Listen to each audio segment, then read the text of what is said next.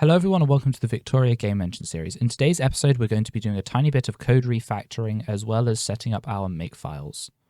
Before I explain what the heck a makefile is, let's just go into the couple of changes that I have noted myself down to have that we needed to make from the previous video that didn't quite make it into it because I had some problems with the code at first, but I have now updated and improved and now understand the code a little bit better. So the first place we're going to be going is to our vector.h file. And within this file, we are going to be looking at this line specifically here. If you remember in the last video, we set it up so that the static allocator would zero out the pointer and its whole size. Now that's fine for some data types if you have data that you're not really caring much about using. But this then eventually becomes a problem when we start using some data that we might want to keep. So for instance, if we append a whole bunch of doubles or integers into an array, they will all zero out, which is something that I missed and didn't have time to fix for the previous video. That's a very serious blunder on my part, and now I'm going to address this here by updating this line to actually do what we wanted to do. So all we're going to do is we're going to add here that to add it to p element count. So now when it's zeroing out the memory, it's going to look at the address of the pointer plus how many elements far into the array it is. Note that we assign the new element count down here. So this will be one less than the element count. So if we have the pointer pointing to, if it's only got one item in it, then p element count at this point will still be 0. So it'll just be pointer plus 0. So it'll just point to the first index in the array. And we also have to make an extra change here that it's of n size minus p size. This is another important change because we want it to be the new size of the array subtracted from the current size of the array, which we immediately change on the next line to reflect the changes we actually want to make. And that now means that it's zeroing out the first item rather than leaving it with a garbage value. Most of the time, we shouldn't technically need to do this because the majority of the time we will resize the array and then write to the position regardless. But for our case, it's important to still zero out just in case something bad were to happen and we are just resizing and nothing's added, and then we end up reading a random value we don't want to read. And with that change, that's pretty much all the changes we need to make to our code. With that out of the way, we are now able to move on to creating our makefiles. And the first thing that we're going to be doing is we're going to create a new file, obviously under the core of our folder. I'm going to call this makefile.windows.mac, when you can hit the dot key rather than the comma. And in this file, we are going to first off start out with a comment, and we are going to first off declare some debug variables. So the main reason behind this is that when we want to compile our code, we may want to add some certain things. So when we want to compile in a debug mode or in a release mode, we'll want to specify in our makefile if debug is or isn't enabled. Now, the way you do this in makefiles is you can declare a variable at the top of your script, and then simply when you call the command line to then run that makefile, you can declare what value you want it to be set to. For the sake of this video, I won't be going over the absolute basics of absolutely everything with makefiles. I will just be going over the general concepts, but I will try to explain sort of what it does when I can, if I can. So with that said, the first thing I'm going to do is I'm going to make the comment saying this is command line arguments.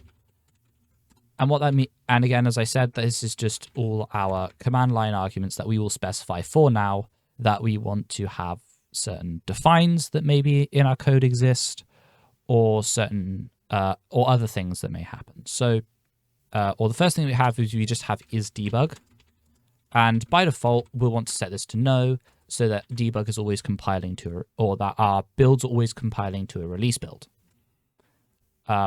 We also want to set another flag that will not be generally affected by compiling. And this is the directory that we want to output all of our files to. And in our case, that's of course going to be our bin folder.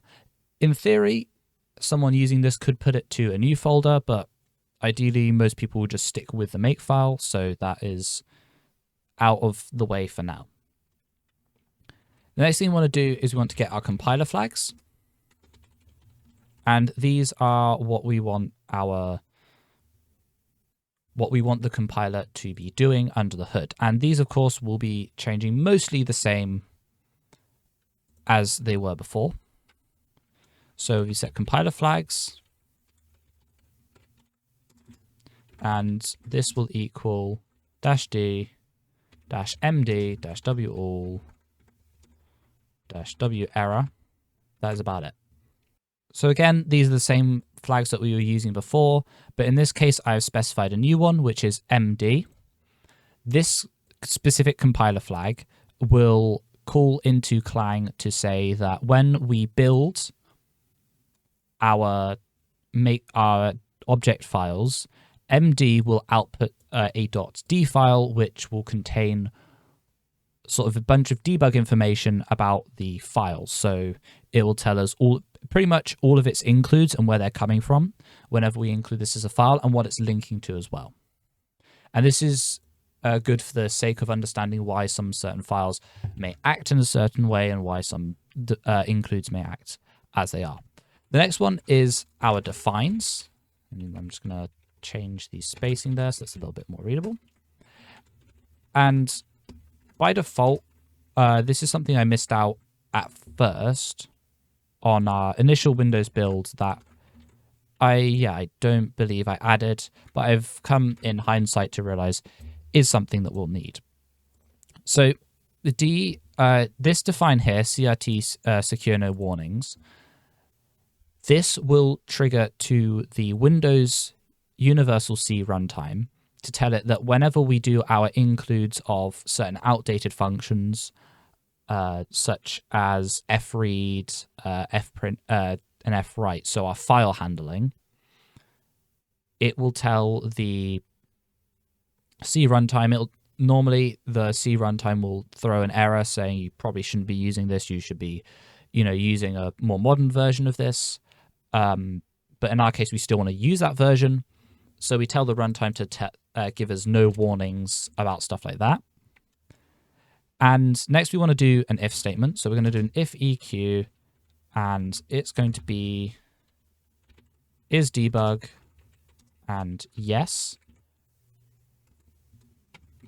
What this tells us is that we are now looking to see if is debug is true, or yes in this case, then we want to add some certain defines. So in our case, we want to write defines, colon equals. We'll also include defines here. And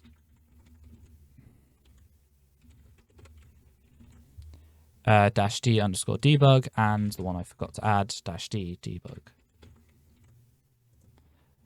This debug is our own debug. Realistically, we should just use this one because for most Windows builds, it will still be using underscore debug. And the reason that we add the defines themselves here when we're writing to it in this if statement is so that it already expands out the list when it's assigning itself once again. Another thing to note about the colon equals here is this expands the string already rather than taking it as some kind of argument in the first place. So this actually allows us to assign it as you would expect. And that's pretty much all we're going to be doing here for our isDebug. At some point in the future, when we go through and create more defines and more ways for us to be compiling our builds, we will be adding this sort of setup here for compiler flags, linker flags, includes, extra directories we want to include, and so on and so forth, and all the other things that we'll eventually want to get around to doing. And of course, after defines, we'll also want to set up our linker flags.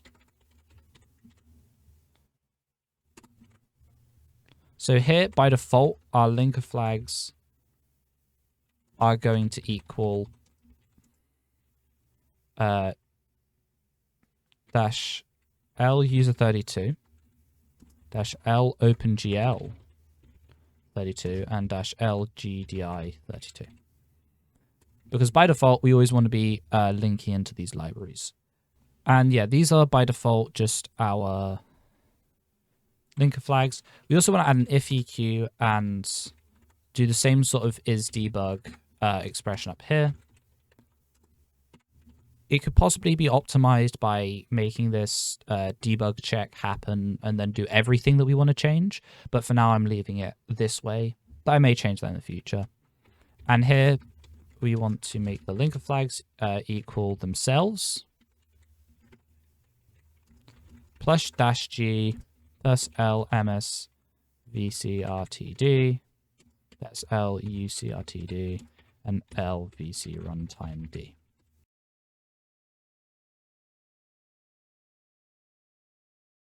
Next up is our include flags.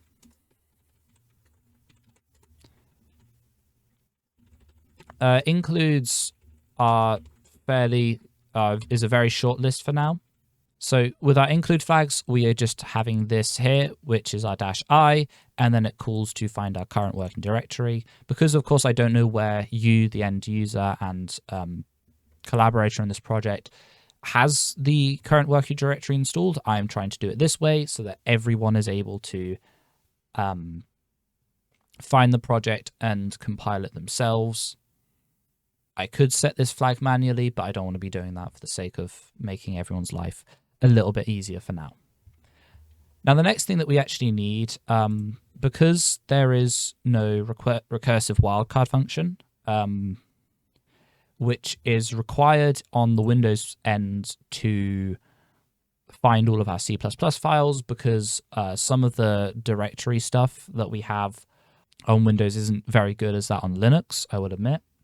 So we have to, there's a definition. This one is, of course, not of my own. You may have seen this one before if you've worked with Make before.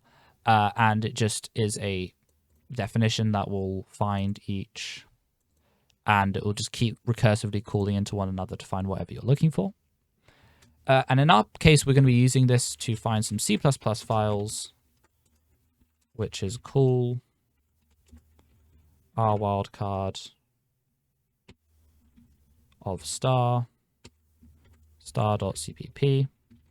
So what that does is it just looks at everything from our current directory, so the base file that this is stored in, and looks for everything recursively with a C++ file. So it will recursively go through each folder and find every single C++ file. With C files as well, we will do the same thing. You can imagine this is the same, but with a .c file extension. And for object files, because another thing that is quite important to note probably, in this build, we are going to be moving to having object files and then linking to the final exe, rather than just having object files be temporarily built at our compile time and discarded.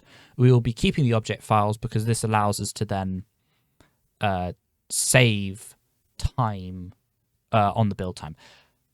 Another thing that I really, really wish that I had explained a lot earlier in this video, the reason we are moving to Make, while our original build system was pretty good, it's good for what it does, it's very good for light projects. We need something that doesn't require the entire engine to be compiled every single time we want to test something out. If we want to change one thing in our main.c++ and just run the project and it just goes, having a batch file that constantly compiles the entire project every single time is just going to become a pain in the butt to deal with, I'm going to be honest. So we are moving to Make because that allows us, it will only ever update based on the last time a file was edited. If it detects a change in the file since the file was last edited, it will then say, okay, this, and this file need to be updated. If there's dependency trees that need to be resolved because one file depends on another and that file's been updated, so we have to compile both of them, it will do that. And that is the whole kind of idea behind using the make files in this way.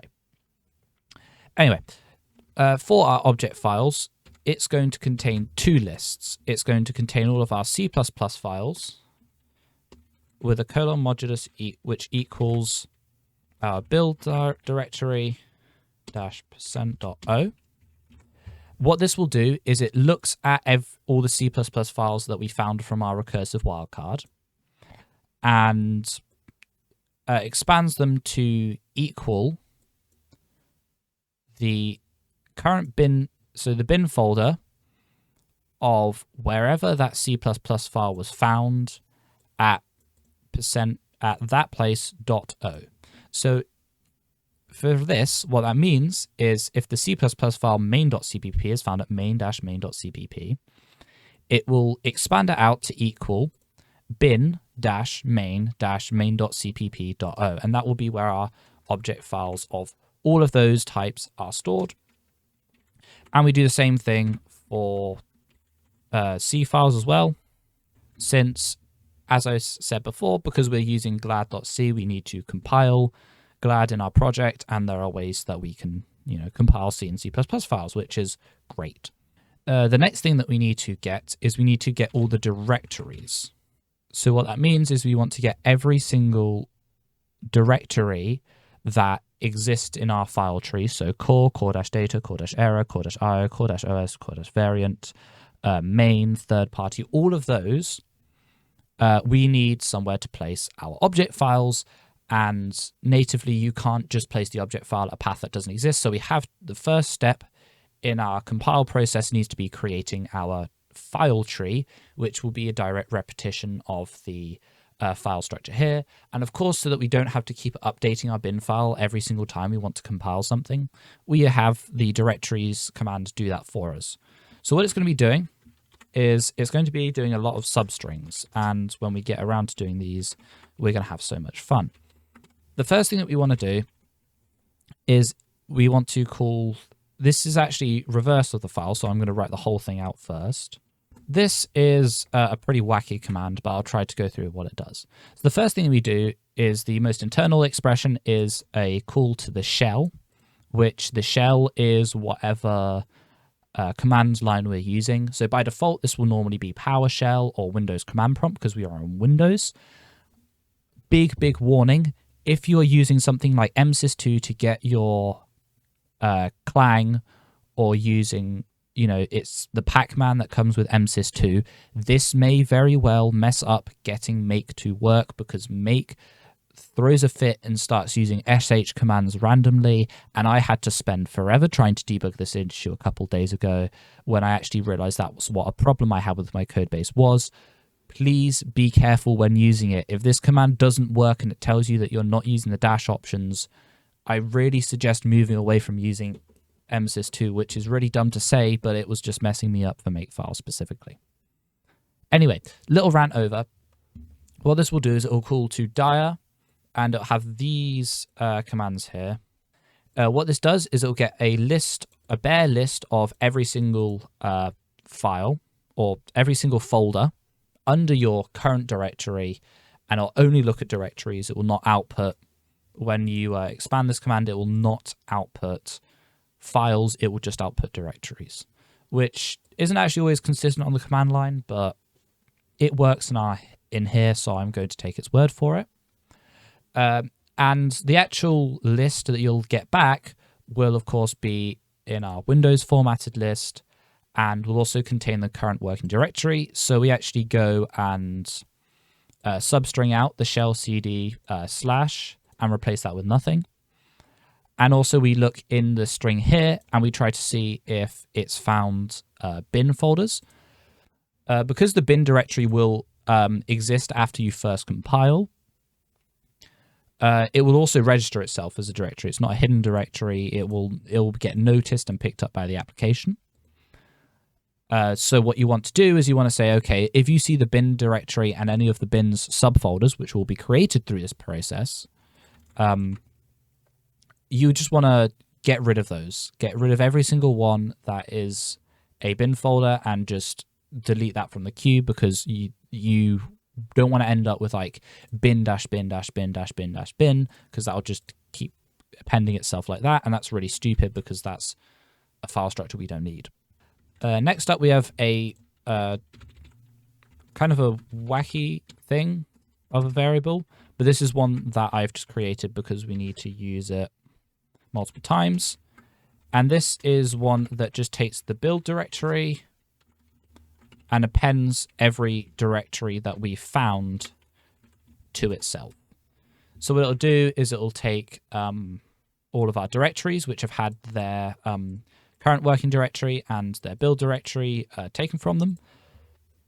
And then we will add back that bin prefix so that we don't end up appending bin twice. And at this point, we are now done with all of our sort of initial variables. We will now be creating our compile and linking phase. So all compile link. The basic layout of a makefile will normally have the all keyword, and that is every task that you want to run. Because sometimes you can go into a makefile and just call a specific task you want to do. So for instance, if you just want to update the linker, you can do that. If you just want to compile, you can do that. But generally, we will always be calling to do all our tasks, and we want to separate these out so that they exist in that order. So now we call to .phony compile, and then we create our compile step.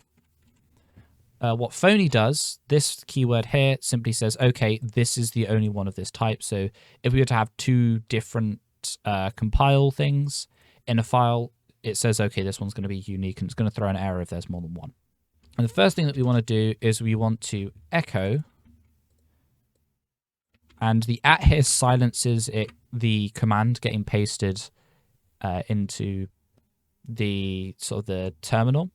When we run this, the echo will only ever run.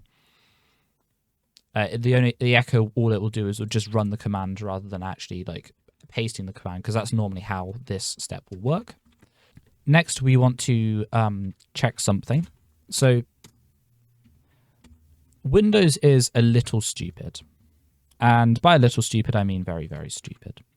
In that when it runs its make directory, or the mkdir command, if the directory doesn't exist, it boots out, it says it already exists, kind of has a fit, which is a problem for our files because we just want to be able to create these directories if they exist, and if they don't exist, just whatever. So the way to get around this is that we say if the build directory does not exist, then we want to create the bin directory. And that's the end of that statement. We then do the same thing for our final directories. If one or none of our final directories exist, or if none of them exist, then we want to create them.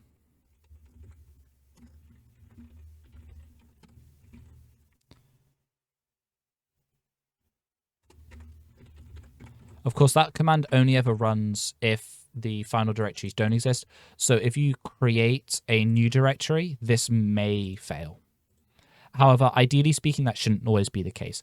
Another thing to note is that make does allow you to just have quotes here. So if we expand out this phrase here, which is called to build directory, so we get bin and then the expanded phrase, and it compares to blank. So bin doesn't exist. Then we make the directory, and the same thing here for our final directories. And at this point, we are now done with creating our bin project folder. We then want to echo that we are now compiling the project. And now you may notice something that is a little bit funny, is that we don't actually have any explicit compile commands, and we'll be getting to those at the bottom of the script. But the next thing that we want to do is we want to call again to phony for link, and link will be here. And link, because we always want to make sure that something happens before link, it will call to compile and pass all of the object files to it. And what that means, or object files. So what this means is that compile will always expect, or link will always expect the compile process to have started, and it'll also expect it to get all of the object files as well. Now, if you may notice, all of the object files have not been found. I'll get onto that in a moment. So the next thing we want to do is that we call to done. And then we say that we are now building the binary. And here we call to clang++. We take all of our object files. We say we want to output to, which is bin-victoria.exe. And we pass all of our linker flags at this point, because we always pass linker flags at the end of the process. Then we have another phony, which is clean. And what clean is going to do is it's going to all it does is it calls to rmdir and takes the build directory -s-q.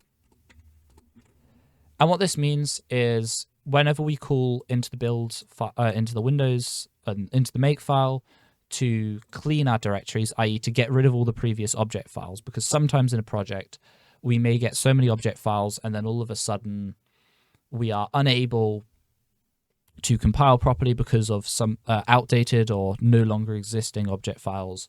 So what we want to do is we want to have a way to remove all those object files so we can compile from scratch again. And this is also something that we would want to change, you know, if we want to test that our entire thing can build from scratch. And what this does is it removes the bin directory, but also passes these two flags, which basically say remove all the files and remove everything recursively as well if it already exists. So these just override the basic permissions that the directory is not empty, but we don't care, clear it out anyway. Now we're actually onto the step where most of the compiling efforts happen. So the way this works is whenever we want to get an object file, you'll notice here that it expands out a list based on all the C++ files we found and all of the object files. Now, of course, our object files, well, we haven't made any yet. There's no command that puts out a core-main.o file. And this is the part of the project where this happens. So down here, we want to set our first target, or one of our first targets in terms of things that we want to compile, which is to %.c. And what this does is it basically says that one thing that we always require is we want to create a bin dash wherever that C file is of .c.o type, which will depend on wherever that type or where that file name .c exists in our project. And this goes for whatever type we're talking about. And here we're going to echo. What this command here does is that pastes in, this says, okay, well, we want to space this out. So we say what files we're compiling, and this will just say, this will paste in whatever file that is, which in our case, that could be main-main.cpp. And then here we actually make our call to clang++ of -x C++, because again, we want to treat our C files as C++ files in this case. And again, that will say of the current type, and we pass in our compiler flags, -c -o $at, which means to whatever this is set to. And then we include our defines and our includes. And we do pretty much the same thing here for C++ files, except that, of course, because we don't need to say the -x C++ because it's already a C++ file, we just do that. And that will eventually do what we want it to do. And then now here we say -include object files :o equals .d. And that just tells it to include all of the object files and their debug correspondence, because the debug correspondence should have been created. Now we need to do a couple more things. And one of those things actually lies in our .batch file. We now need to sort of rewrite this to do what we want it to do. Now, unfortunately, that does mean most of this is going to go. So we're not actually going to be building the executable. There's going to be no option to do this. And there are a couple of things that we are now going to add into our project. So the first thing is we are going to want to detect if we have clang++. The where command tells us wherever the executable, which is this name, is stored, and the -null just sends it to a null stream, which means that it doesn't print to our terminal because it'll normally print a file location and we don't want to have that information in the terminal. And then we say if %error level is NEQ to 0, then we want it to do something. And in our case, because it cannot detect clang, it's going to abort because it's realized, hold on a minute, you don't have clang installed, then there's nothing that, we need to make sure that clang is there. So we're going to leave. And we do the same thing for make now, where it looks for wherever make is on your system. And if, of course, the error level is not equal to that, then we abort. And the last thing that we do is we call to makefile.windows.mac all is debug equals yes. And that's pretty much the entire layout of our new build file. What this will do is it will get all of our debug files and our object files, and it will just do everything as is. And that now means that we can save time by not having to recompile the whole engine whenever we want to make a change.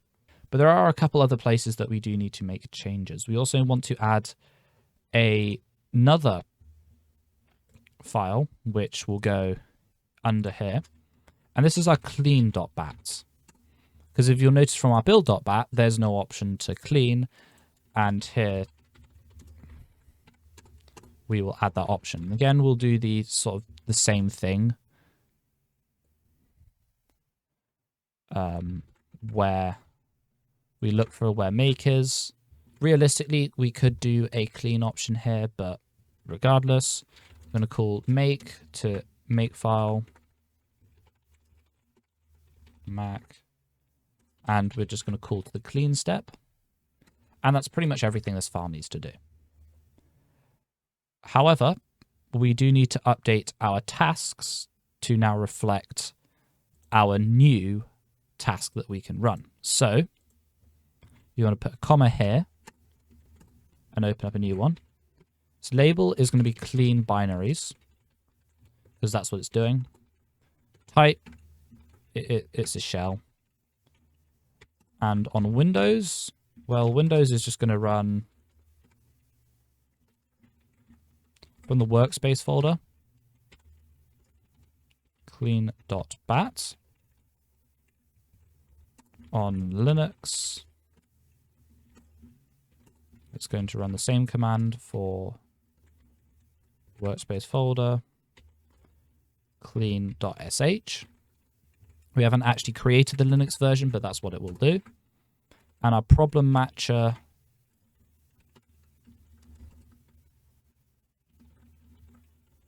is going to be GCC.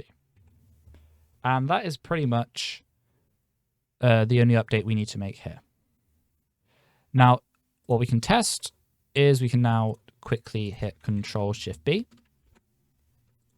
And you should now see that a whole bunch of compiling now happens, and now it builds the binary. We do get this linker warning here that default libs, libcnt, conflicts with the use of other libs, use -- no default lib library.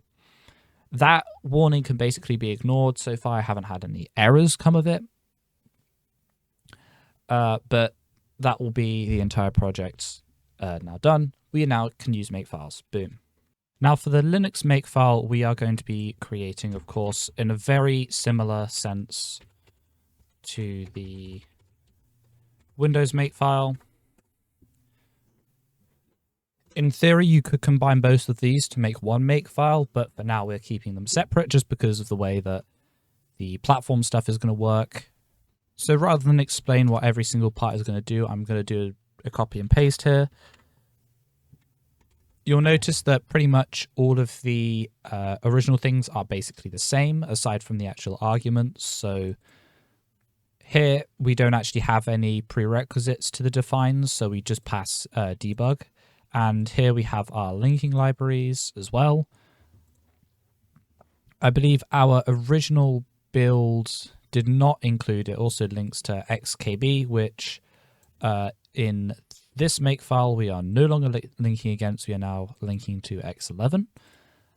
But we are also linking to the GL libraries so that we can use the native OpenGL functions that exist on Linux. Next up is all of our files, so we'll just paste these in here, and I'll just move this one down a line because for consistency reasons, and you'll see they're more or less the same again, but here we can use our -type thing here because the Windows shell does not support find in this manner because, of course, this is the Linux type. And we do the same sort of thing here as well. And all of this has been updated to actually reflect that. And then we have our compile linking phase.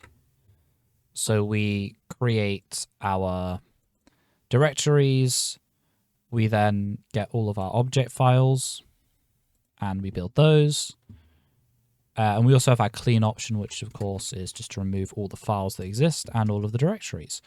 And the last step then is just adding these. And again, these are pretty much the same. There's no real changes between any of these. I'm just sort of adding as I go along. And in terms of makefiles, that is the Linux side of the makefile setup. But now we do have to make some changes to our shell files and our shell scripts so that we can run them properly. So we are actually going to grab all of this and replace it with this, just so that the changes reflect what has happened. And what by that I mean that we now check for clang and if make doesn't exist and if there's any errors as well. So all of these are now created. And we sort of basically have the same thing here for our clean.sh file, which we actually need to go and create. And just copy and paste in there, and we'll see that it does more or less the same things as we would expect. So that's pretty much everything in terms of getting makefile support in now. So from this point onwards in the project, everything we'll be using make. And if we ever build libraries or test applications or anything, those will also be using makefiles rather than using general compilers, just because make allows us to not have to rebuild the whole project every time. And that will get very expensive as the project gets bigger and bigger.